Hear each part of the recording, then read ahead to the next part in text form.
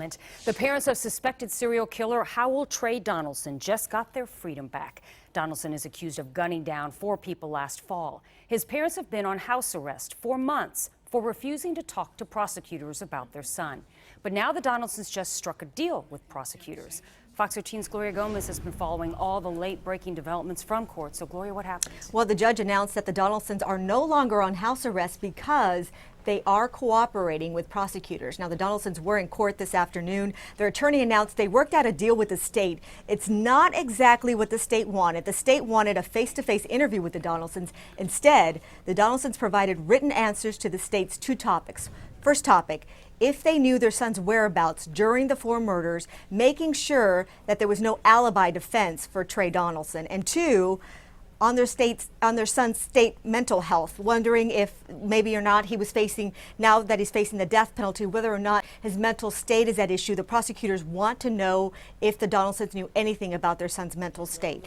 The Donaldsons answered those 2 questions, and the state appeared satisfied with their answer.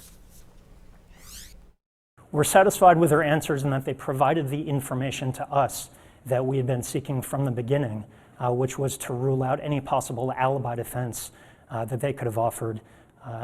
Information had come out during the course of the investigation that they'd made statements to law enforcement about knowing their son's whereabouts at some of the times of the murders, and this now allowed us to investigate that avenue and determine that they had no specific information about their son's whereabouts. Do you think in the future you might want a sit down with the parents?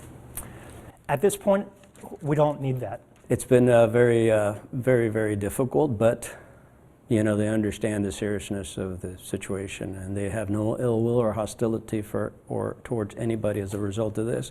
And like I said day one, their prayers still go out to the community at large, regardless of how they may feel about the innocence of their son. And with that, the Donaldsons were released from house arrest.